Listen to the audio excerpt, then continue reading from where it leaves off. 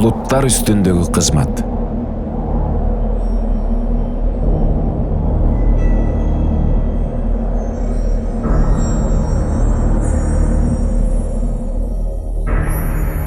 Жер жаралганда, аны менен кошо асман менен жердин ортосундагы боштукту ээлеген физикалык кубулуш радио толкундар пайда болуп, ар кандай ыргакта таралып турган.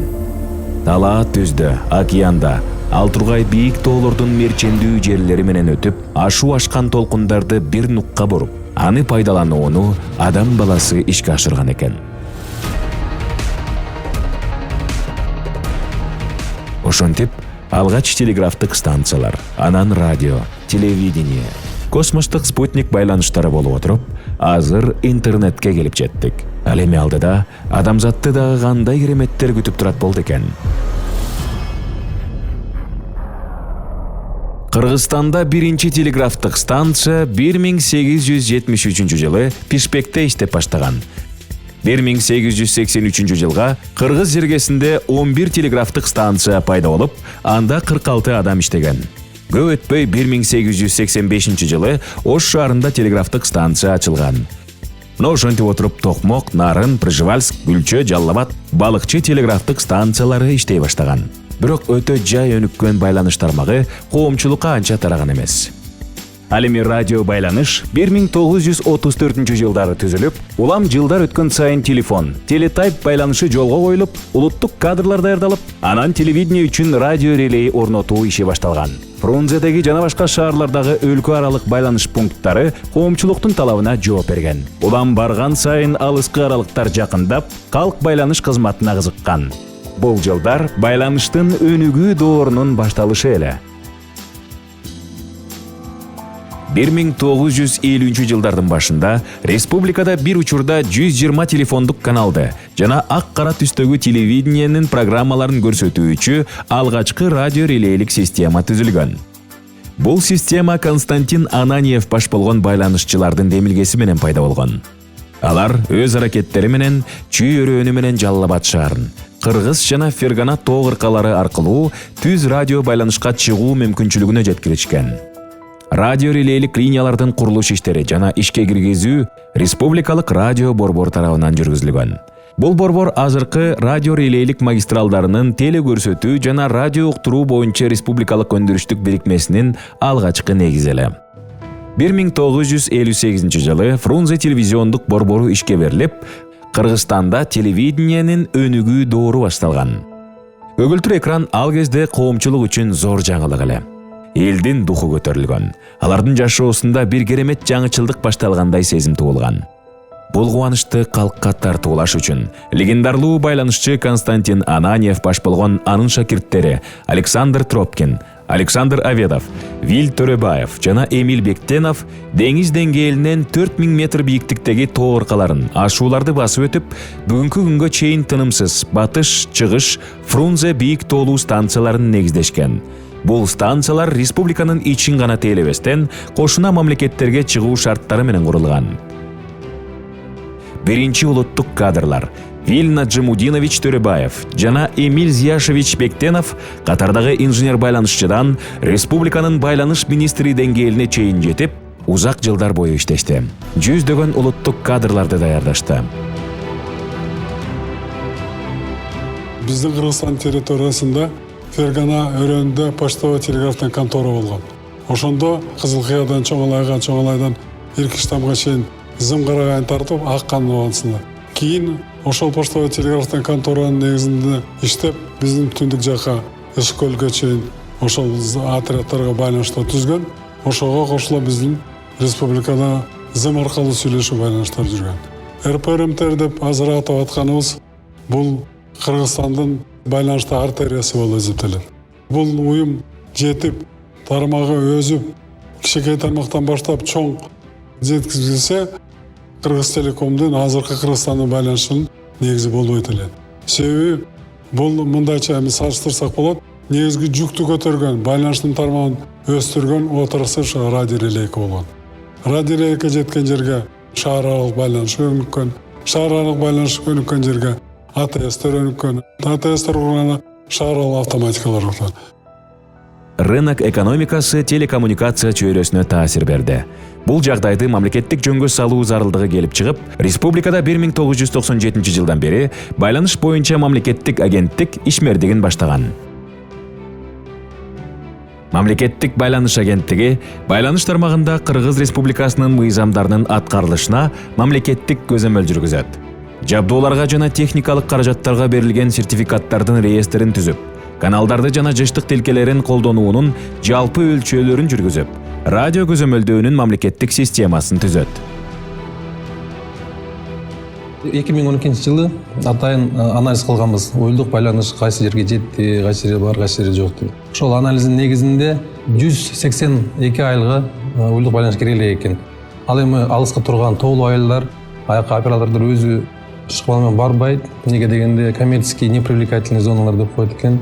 Бирок Кыргыз элибиз уюлдук байланыштын камсыз болуу негизинде атайын пландаштырып, план түзгөнбүз. Пландын негизинде жыл сайын уюлдук операторлор 40 айылдан уюлдук байланыш менен камсыз кылыш керек экен. Бүгүнкү күнү 102 айылга уюлдук байланыш кирди. Биздин планыбызда 2017 жылдын жыйынтыгы боюнча 100% айылдарга уюлдук байланыш кирет деген пландарыбыз бар. Андан тышкары уюлдук байланыш кирген айылдарга эле артынан интернет кирип баратат. Бүгүнкү күнү баарыбыз эле билебиз 3G деген технология кирип атат. Ага токтобой 2015 жылы атайын аукцион өткөзгөнбүз. Кыргызстан операторлоруна жаңы жыштарды бөлүп бердик. Ал эми 4G технология деген жыштарга. Анда интернеттин көлөмү дагы, интернеттин кубаттуулугу дагы, интернеттин скорости дагы аябай көбөйөт. Санариптик телекөрсөтүү боюнча айтсак, 2012 жылдан бери пландаштырып жүрүлгөн санариптик телекөрсөтүү 2015 жылы ишке ашып, бүгүнкү күндө Баткен зонасын кошо алсак, аякта DVB-T1 деген технология иштеп атат. Ал эми Кыргызстанда азыркы күнү DVB-T2 жаңы технология колдонулуп атат. Ошонун баарын жыйынтап чыксак, бүгүнкү күндө 95% Кыргыз элибиз санариптик телекөрсөтүү көргөнү мүмкүнчүлүгү бар. Бирок ага да токтобой, ал пайызды 100%га жеткизебиз. 2010 жылга чейин тоолуу айылдар калды, аларга автоматический ретрансляторлор бар деп коет. Ошолорду койтургонду талап койдук. Телекомго дагы, РПРМТРге дагы. Ал жумуштардын баары ишке ашса, 2017 жылы биздин оюбуз боюнча уюлдук байланыш, санариптик телекөрсөтүү 100% Кыргызстан элибизге кызмат берүүгө даяр болот. Андан тышкары бүгүнкү күнү РПРМТР Кыргызстандын 6 каналын спутникке көтөрдү. Французский спутник, ал спутник Турциядан баштап Сибирге чейин тартат. Ошо биздин жарандарыбыз Турцияда, Казакстанда, Россияда иштеп жүргөн жарандарыбыз ошо биздин Кыргызстандын канал 6 каналын көрүүгө мүмкүнчүлүгү бар бүгүнкү күнү. Максимум стоп. Антенну вверх поднимаем. Так, Азамат в левую сторону. Кыргызстан имеет свои частотный ресурс для того, чтобы развивать связь. И по количеству частотного ресурса, зарегистрированного в международных организациях, есть Международный союз электросвязи, Кыргызстан, наверное, из СНГ имеет где-то на втором, на третьем месте по количеству зарегистрированных частотных присвоений. Это тоже достижение, считаю, потому что это дает возможность обеспечивать независимую связь. И раньше, если мы могли выходить на международный уровень только через Москву, сейчас мы имеем несколько каналов международной связи через Китай, через Казахстан, через Узбекистан, через Таджикистан. То есть и плюс еще через космос у нас есть свой отдельный канал связи. Республикада телекоммуникация инфраструктурасын өнүктүрүү багытында 1994 жылы Кыргыз Телеком электр байланыштары мамлекеттик ишканасы түзүлүп, кийинки 1995 жылдан баштап биринчи телекоммуникация долбоорун ишке ашыруу башталган. Бул долбоор эл аралык уюмдар тарабынан каржыланып, бүтүндөй телекоммуникация түйүндөрүн түп орду менен жаңыртуу максатын көздөгөн. Ошол эле учурда Транс-Азия Европа волоконно-оптикалык байланыш линиясы долбоорун иштете баштаган Кыргыз Телеком Бишкек, Кант, Ивановка, Токмок, Гемин шаарлары боюнча Волф линиясын, тагыраак айтканда Чүй долбоорун аяктап, Ош, Баткен облустары боюнча телекоммуникациялык түйүндөрүн толугу менен модернизациялаган. Кыргыз Телеком, как государственное предприятие, после развала, конечно, Советского Союза в 1994 году образовалось, а в 1997 году было преобразовано в акционерное общество Кыргыз Телеком. В настоящее время Кыргыз Телеком оказывает услуги по всей республике электрической связи, Конечно, большой акцент в связи с тем, что современный мир пользуется интернетом. Крыстелеком больше времени сейчас уделяет именно организации интернета и доведению интернета до всего населения нашей республики. Это и села, маленькие, большие села, города. Что касается наших планов, это большие планы, это именно нашим технологиям, от которых Крыстелеком не хочет отставать. Вот у нас сейчас грандиозный план, это внедрение 4-го поколения интернета, это 4G, на который мы сейчас взяли частоты, и уже готов проект. Сейчас мы его планируем защитить перед нашим основным акционером в лице фонда госимущества. Коллектив у нас в Крыстелекоме большой, около 4000 человек. Это очень хорошо обученные, с большим опытом работы специалисты высокого класса. Наши специалисты работают в Крыстелекоме, помогают нашим другим коллегам на других предприятиях. Мы коллективу уделяем большое внимание именно в его профессиональной подготовке, обучении его, стажировки на других предприятиях, а также за рубежом. В составе Крыстелекома также есть несколько дочерних предприятий. То же самое РПО РМТР, есть еще УСО «Сергей». Также для наших работников открыт садик. Это тоже дочернее предприятие. Именно для воспитания наших детей именно работников связи, скажем так. Хлебные ножки. Не железный, не стеклянный, был солдатик. Мы продолжаем работать над развитием волоконно-оптических линий связи к областным центрам. И здесь имеется в виду прокладка как новых, так и резервирование существующих кабельных волоконно-оптических линий связи. И мы надеемся здесь пройти тот путь, который должен удовлетворить спрос населения, граждан и его гостей по удовлетворению запросов не только в центре, но и в отдаленных местах, в приграничье, в местах отдыха, транспортных узлах и так далее. Кадрлар менен камсыз болгон. Ошол эле учурда Кыргызтелеком ачык акционердик коому корпоративдин башкаруу структурасынан тургандыктан кадрларга болгон талап жогору. Азыркы менеджмент кыргыз, орус жана бир нече чет тилин билген жаш кадрлар байланыш тармагын толуктоосун каалайт.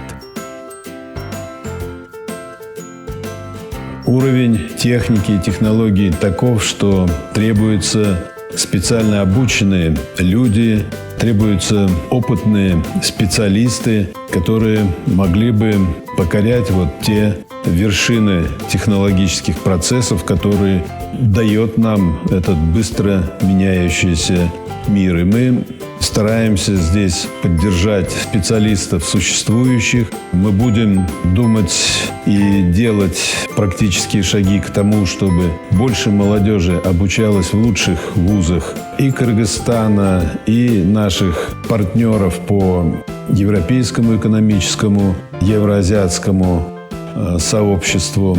И надеемся, что кадры, как всегда, нас не подведут.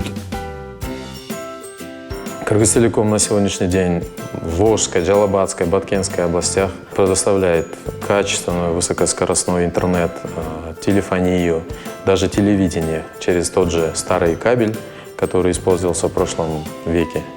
И можно сказать, скажем так, мы переходим от понятия просто голосовой связи к предоставлению 3 в одном, то есть 3 услуги в квартиру или домохозяйство, так называемое.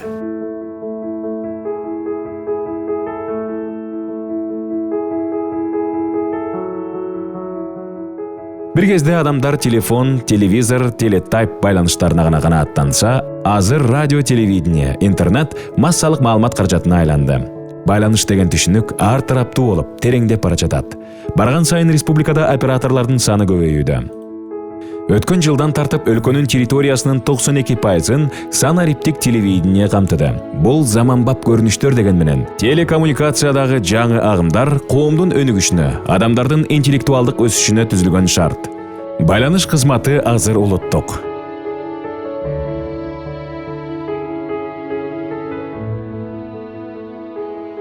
Жылы келгенде Баткен областтык центр. Ошол убакта телестанция жок. Ошондой эле башка райондордо, Кадамжай районунда, Ноокат районунда, Гүлчө району, бүт бардык жерде ретрансляттор иштечүлөр. Ошол жерде 74-84 жылга чейин иштеп жүргөндө Баткенге телестанция курдук, Ноокатка телестанция курдук, Гүлчөгө телестанция курдук, Атбашыга станция курдук, Кочкорго станция курдук, Аламышыкта, мына Восточный деген балыкчыдагы станцияга аны ошол убакытка сай келген теле аппаратураларды койдук. Андан ары Чаткалга байланыш түйүнүн алып чыктык. Бул аналоговый система деп коет. И ламповый аппаратуралар иштеп жүргөнбүз. Барып электровакуумдуу лампаларды иштеген оборудованияларды полупроводниковый приборду иштеген аппаратураларга өткөрдүк, транзистор, твердотельный аппаратураларга. Андан кийин заманга жараша техникадагы бат-бат алмашып атат. Азыр мынакей акыркы 2-3 жылда радио берүүдө, телекөрсөтүүдө цифралык берүүгө өтүп атабыз. СССР убагында түзүлгөндөн бери РПРМТердин өзү уникальный радиорелейлик сет курулган. Мунун уникалдуулугу аябай чоң аралыктагы сигнал берүүчү аралыктар бар, станциялар бар. Мисалы Бишкек менен Балчыны көл жакты, Нарын жакты ахват кыла турган станциябыз РС-7 Восточный деген станция бар. Ошонун аралыгы 160 километрден ашык. Дүйнө жүзүндөгү эң чоң аралыктагы радиорелейлик берүү линиясы болуп эсептелинет. Ошондой эле дагы бул жактан караганда Бишкектен Талас өрөөнүн андан ары Токтогул, Ош жака сигналды жеткириш үчүн ошол РС Западный деген станциябыз бар. Ошол станция менен Бишкек аралыгы дагы аябай алыс, 160-дан ашык болот. Азыркы учурда 63 станциябыз бар. Ошонун ичинен 48 теле радио сигналдарын элдерге жеткирет. Калган станциялар баягы промежуточный станцияда коебуз. Ошол сигналдарды жеткириш үчүн баягы радиорелейлик гана станциялар турат да. Көпчүлүк станциялар 3000 бийиктиктен өйдө жайгашат. Эң чоң станциябыз 4200 бийиктикте жайгашкан. Ал станцияларда бир 2 ай, 3 айда гана баягы жаз жай мезгили болот. Калган учурдун баары тең эле суук башталат, каар жаатат. Ошондуктун негизинде баягы уникальный десек болот. Дүйнө жүзүндө болгону ушул биздикине окшогон баягы Чили мамлекетинде гана ушундай радиорелейлик станциялар бар. Башка жерлерде баягы өзүнүн рельефине карата кичине ылдыйраак жайгашкан да. Ал станцияларда сотрудниктердин иштөө шарты аябай кыйын. Көпчүлүк станцияларга пересменада коебуз, вахтовый метод менен иштейт. Ошол вахтовый метод менен иштегенде ошол жеткириш үчүн өзүнүн жолдору бар. Кээ бир станцияларга жөө чыгыш керек болот, же аттар менен чыгыш керек болот. Эмне үчүн дегенде аяктарда жол курулуш ошол станцияга жеткириши аябай татаал болуп эсептелинет. Эми Союз маалында вертолет аркылуу жеткирип турчу экен. Азыркы учурда жеткириш аябай кымбатчылыкка туудурат. Биринчиден, экинчиден сотрудниктер өздөрүнүн жолдорун таап, аттар аркылуу жөө чыгып ушинтип иштеп жүрүшөт да. Кыш мезгили деп айтып атпайбыз, суровый деп. Ошон үчүн баягы ал станцияларга продуктыларды, күйүүчү майды, дизель генераторлорду коебуз. Если баягы сөт өчүп калса, ошол дизель генераторлорду иштетип, үзгүлтүксүз сигналдарды бергенге иштетип турабыз да. Телевизиондук станциялар алгач курула баштаганда эле бийик тоолуу рельефтерде жайгашаары белгилүү болуп, станцияга техникалык жабдыктар, кызматкерлер үчүн үй курулушу сыяктуу турмуштук керектөөлөр аттарга жүктөлүп жеткирилген. Ошол 1950 жылдардан бери эмне өзгөрүлдү? Албетте көп нерсе. Бирок аттар байланышчылардын жардамчысы болуп кала берди.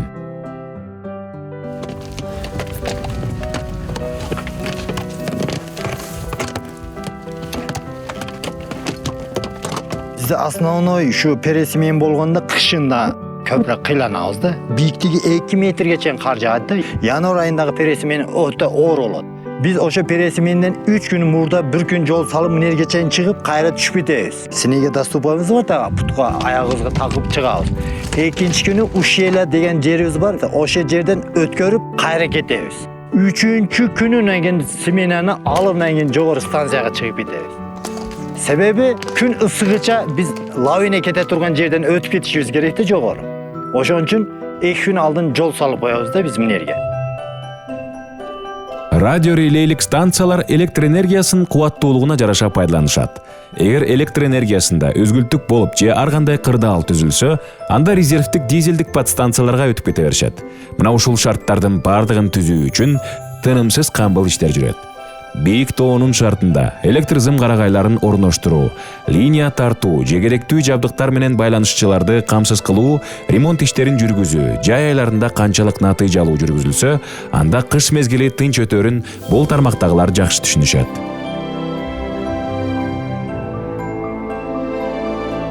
Радио релейлик станциялардын жабдуулары толугу менен модернизацияланган. Демек азыр алар санариптик форматка өткөрүлгөн. Биздин радио релейлик станциялардын түштүк башкармалыгы Кыргыз Республикасынын түштүк аймагын телекөрсөтүүлөр, радио уктуруулар жана шаар аралык байланыш менен камсыздандырат. Анын үчүн биздин мекемеде 25 станциябыз тоо араларында жашаган, бийик тоолордо жайгашкан. Ал 1,5 миңден 4,000 метрге чейин бийикте жайгашкан. Калган 4 станциябыз шаар ичтеринде жайгашкан. Ал эми станцияларды тейлөө вакталык метод менен жүргүзүлөт. Ар бир станцияда 2 айдан вактада турушат. Ушул убакка чейин биз аналогдук форматта калкты телекөрсөтүүлөр менен камсыздандырып келген болсок, 2008 жылдан баштап санариптик форматка өтө баштадык. Биринчи проектте Баткен областынын калкын санариптик форматта Т форматында ишке киргиздик. Ал эми былтыр күздөн баштап Ош областынын жана Жалал Абад областынын аймактарын жаңы Т2 форматындагы санариптик телекөрсөтүүлөр бере баштадык. 1960 жылы ишке берилген Красная речка айылынын тоо тарабына жайгашкан бул радио толкундарды таратуучу борбор жана радио толкундарды кабыл алуучу станция узак жылдар бою жакшы кызмат өтөдү. Кыргыз радиосунун биринчи жана экинчи программаларын орто толкунда, кыска толкунда, УКВ-ЧМде жана FM диапазонунда калкка таратып келет. Азыркы учурда радио релейлик станциялардын кубаттуулугу жогорулаганда, эфирдик радио уктуруулардын угумдуулугунун натыйжасы өскөндүгү байкалат. Андактуу радиочулар, Кыргыз радиосу өз уктурууларын баштайт. Передатчик РВ-20 построен в 1963 году. Старый передатчик СДВ-150 работает на частоте 612 кГц, вещает первую республиканскую программу радио. Высота мачт составляет 150 метров. Мачты состоят из 3 мачт, согласованных между собой и излучающих в круговом направлении. У нас есть еще другие антенны типа крест-антенна, которые находятся здесь на территории нашего радиоцентра. Они излучают, значит, стратосферу под углом 90 градусов, около 90 градусов. И за счет отражения они покрывают полностью территорию Киргизской республики. Нашу первую программу, киргизскую радиовещательную программу, можно слушать в любом уголке нашего государства. Еще за счет многократного отражения, если хорошие условия распространения, значит, наш передатчик может слушать весь мир. Приходят карточки, то, что на 4 балла нас слышно в Австралии, в Америке, в Северной, Южной Америке, в Африке, в Азии. И наши сограждане, которые проживают на территориях других государств, могут принимать киргизское радиовещание, значит, где они находятся, где проживают. На частоте 40-10 кГц. Это короткие волны. Начало или конец коротких волн. Длинночастотный спектр.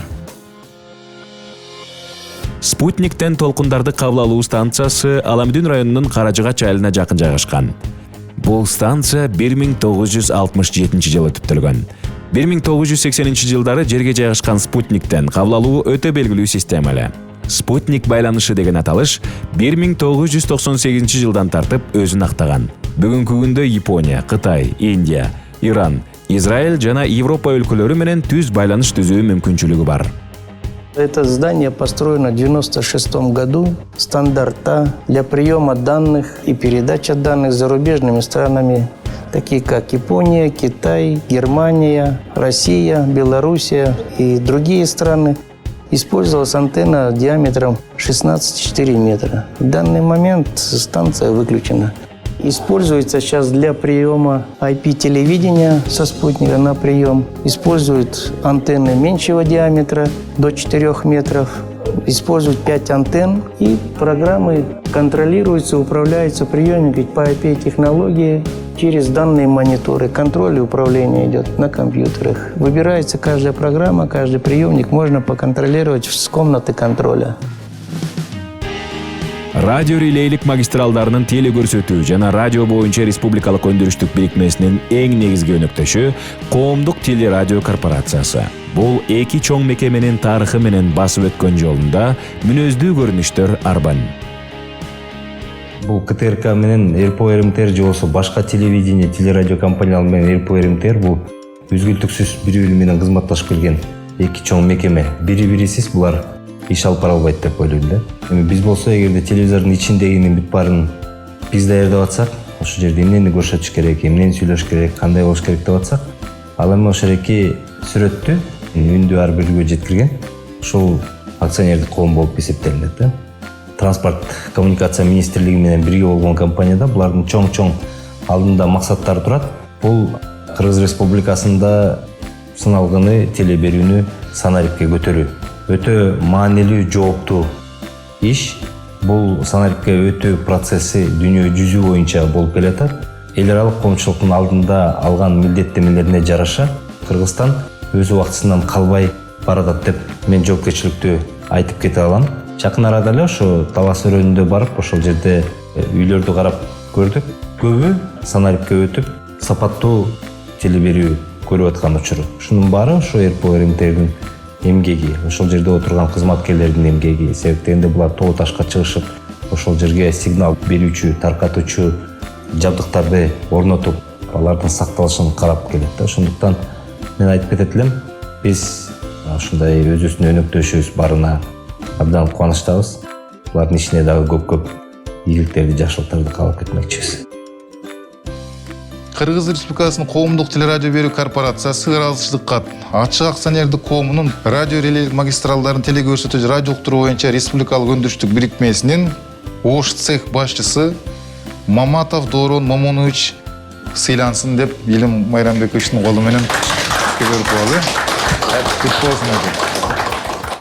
На сегодняшний день общественная телерадиовещательная корпорация полностью технические средства перевела на цифровое оборудование. Это все было сделано в связи с тем, что РПО РМТР все свои технические средства уже перевел на цифровое оборудование. И до конца года должны будем отключить аналоговое вещание на территории Кыргызской Республики. И вещание будет только в цифровом формате. Раньше у нас наш сигнал подавался аналоговыми релейками. Эти релейки были 80-го, начала 90-х годов производства. На сегодняшний день мы подаем уже сигнал по ВОЛС, волоконно-оптическим линиям связи. То есть и основная подача, и резервная подача у нас идет по кабелю уже. На сегодняшний день нами подано до технических средств РПО РМТР 5 телевизионных каналов, 3 телеканала радио.